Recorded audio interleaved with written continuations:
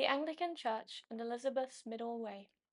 Queen Elizabeth was a Protestant, and the daughter of Anne Boleyn and Henry VIII. Her education had been Protestant, due to influences such as her tutor and her stepmother Catherine Parr. When she became queen, she began by forbidding priests from performing the traditional Mass in royal chapels, which rejected the old Catholic idea of transubstantiation. Elizabeth, however, was not a religious radical and liked certain elements of the Catholic Church, such as the music.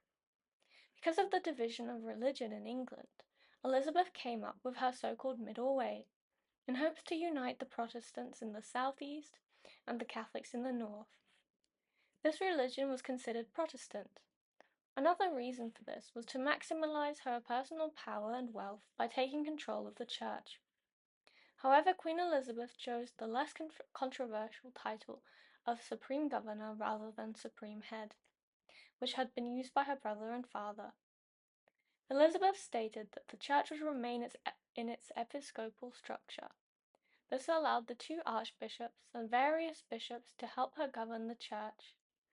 A second law was passed in May of 1959, which was supposed to end quarrels between Catholics and Protestants by stating what the Anglican Church believed in.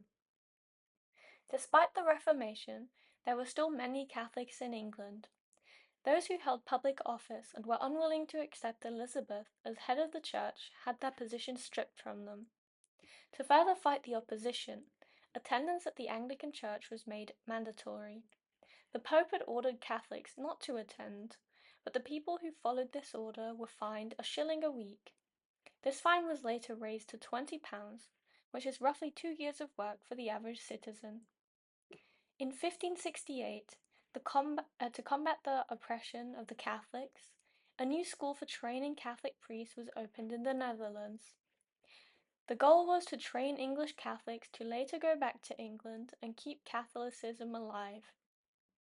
The following year, Queen Elizabeth was excommunicated from the Catholic Church, which meant that Catholics no longer had to be loyal to her and were directly ordered to disobey her laws.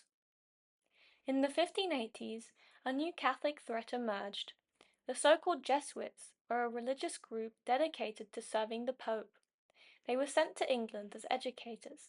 They wanted to gain influence over rich families in order to turn them against the Queen and the Anglican Church.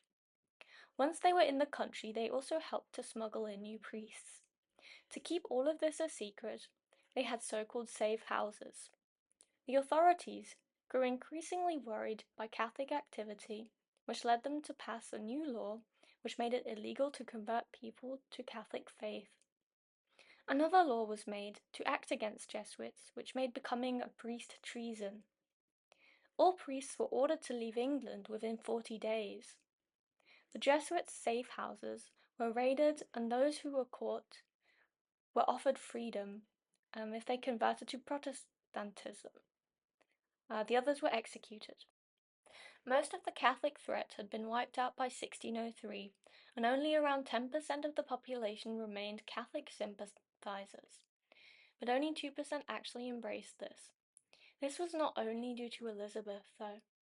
The Pope had forbidden Catholics to attend church services, and most people were not rich enough to pay the hefty fees for defying this.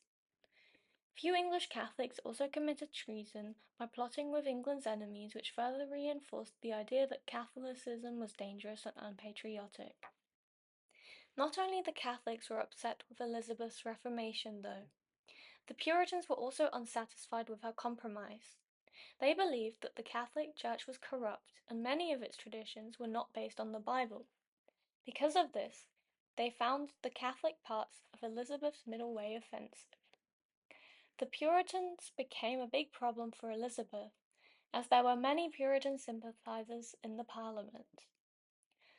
Thomas Cartwright, a Puritan preacher, held many lectures at the University of Cambridge in 1570, calling the abolition of bishops and denouncing Elizabeth as the supreme governor. This led to her feeling threatened to her own authority and the church hierarchy. Although the Puritan printing press was destroyed in 1572, their ideas were still debated in the Parliament. Queen Elizabeth strictly opposed any bills proposed by the Puritans and stated they were no longer allowed to discuss religious matters without her permission. The Puritans were later fully repressed by John Whitgift, who was a strict Anglican. He ordered the absolute acceptance of bishops and the prayer books. Many ministers were suspended and Puritans were punished for criticizing Queen Elizabeth. This caused many Puritans to break away from the Anglican Church. Later on, many scandalous Puritan pamphlets were published which made many more people turn against them. The government gave the go for the Puritans to be executed too. Elizabeth's claim that her middle way was purely to unite different beliefs is questionable. She became increasingly intolerant to those who did not accept her reformation and used force against them.